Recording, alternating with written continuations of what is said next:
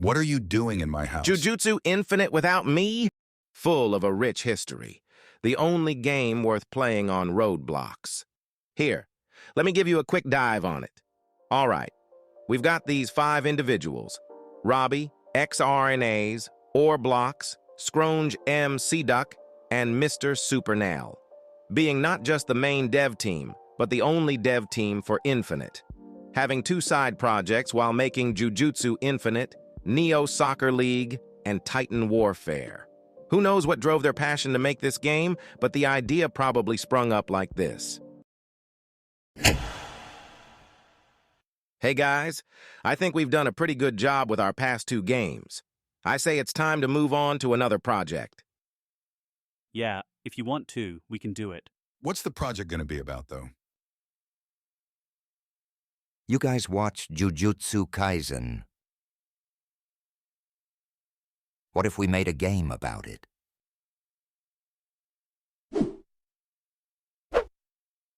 You're a genius. And bam. They made $1.5 million just like that with paid tester alone, being $30 to get it. Not counting countries that had to pay $40 for it. Everything was going well for the small team. They made their money's worth, giving out tons of free items to all the people who bought tester. But there was one thing they slipped up on. One thing they could never expect. So, what happened next? I would be greatly honored to tell you, but I'm not the guy you should be asking. I'm pretty sure that guy in the corner was there when it happened. Take what he says with a grain of salt, though. Who knows the amount of trauma he received from it.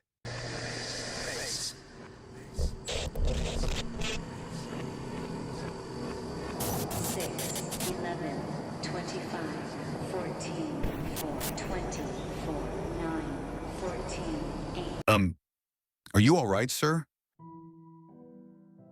There I was, September 16th, 2023. The day Jujutsu Infinite released. Everything was normal. Everything was peaceful.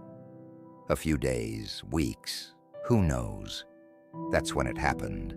People started to get text delays. At first it was 5 minutes. It wasn't enough. 15 minutes didn't clog out anything. Left and right, people started to get muted. Others were banned from speaking. The catalyst of all this chaos, racism, people with purple roles, the paid testers, targeted green roles. So did the greens against the purples. The moderators couldn't handle it, oh, so few. How could they? You can't control the mass with so little power distributed, can't influence the riots once they begin. Damn. Yeah, it's a lot to take in. I think that's enough talk about the progress of Jujutsu Infinite. Let's move on to the next chapter.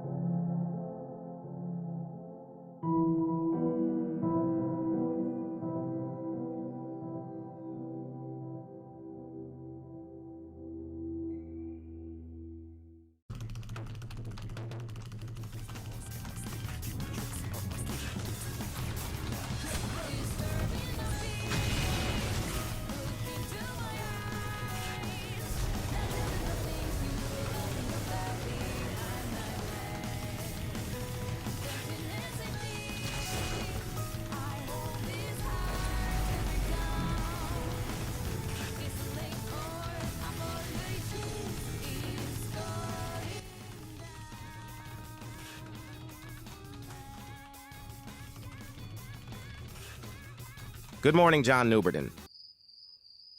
What do you think of my skill? Pretty good, right?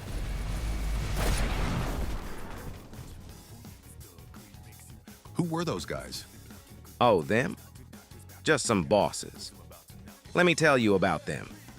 Currently, we have 5 bosses.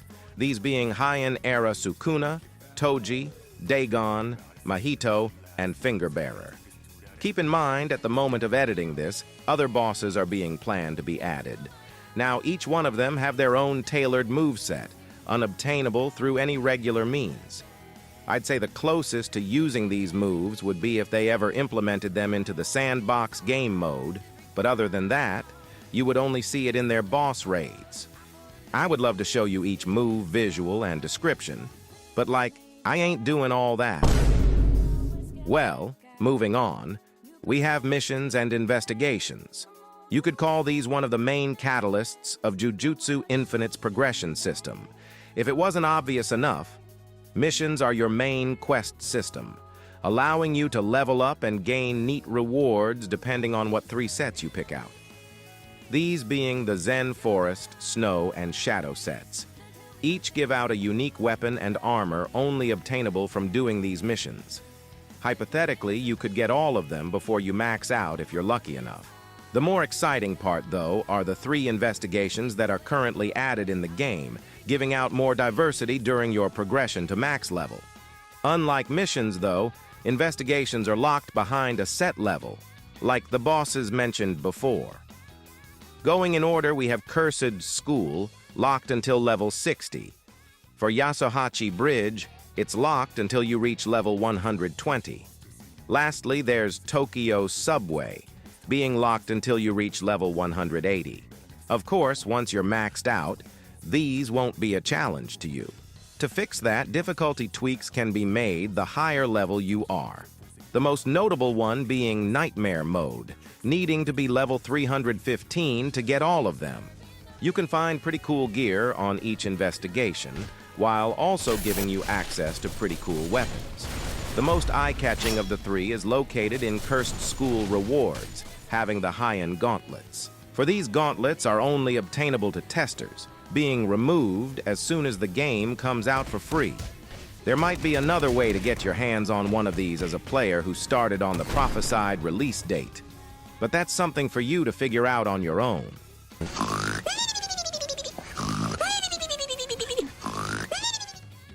Are we finished yet?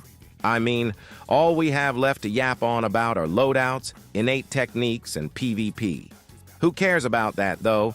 We're moving on to commercial break.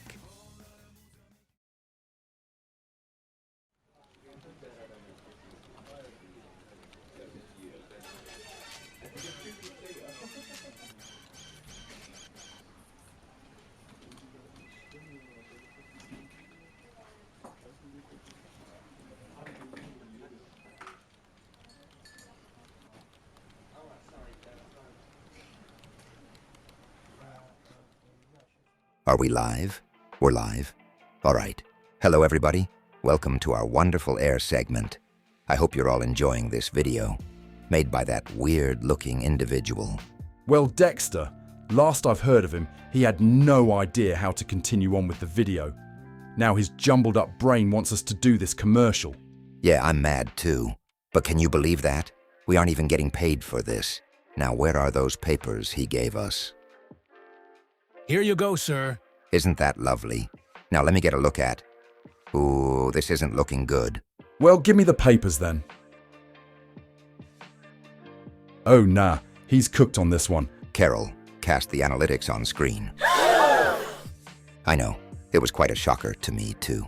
Just 2% of people are subscribed. Would you believe that? Even our little friend Timmy over there has a higher subscriber count than this. Don't worry, I do have one idea to get that number up. What?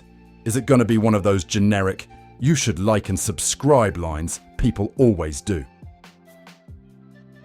If you're enjoying the video, feel free to like and subscribe to get more content like this. It really would help the channel out. Was that a good impression? Oh yeah, that was wonderful on your part. Well, guys, that's all the time we have for today. We might not see you next time, though. Yeah, have a lovely day, whoever's watching this. Oh man, my back hurts. Say, want to go get lunch? Sure, why not?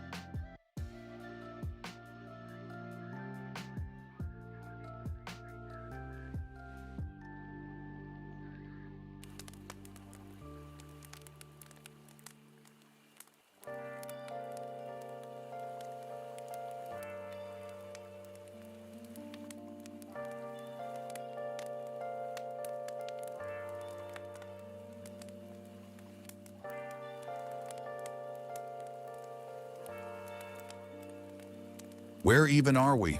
I don't know. I had to think of a background for this last chapter and found this wonderful place. I think it's quite nice having us here, though. What do you mean last chapter? All you've done for the past day is break into my house and yap about Jujutsu Infinite every time we talk. What were those parts you were going to talk about? I thought you'll never ask. Well, it's going to be quite a doozy, so get ready. Starting off with the fundamentals, we have loadouts and innate techniques. The most techniques you can have at once are 4, though slots 3 to 4 are locked behind Robux. Now, personally, I would recommend to only buy the 3rd slot. You ain't really going to see much use with 4. Now, what you see on screen are all the innate techniques in the game. There's 5 rarities in the game, each providing their own techniques. Despite being set in different categories, these can work pretty well in builds from what I've seen.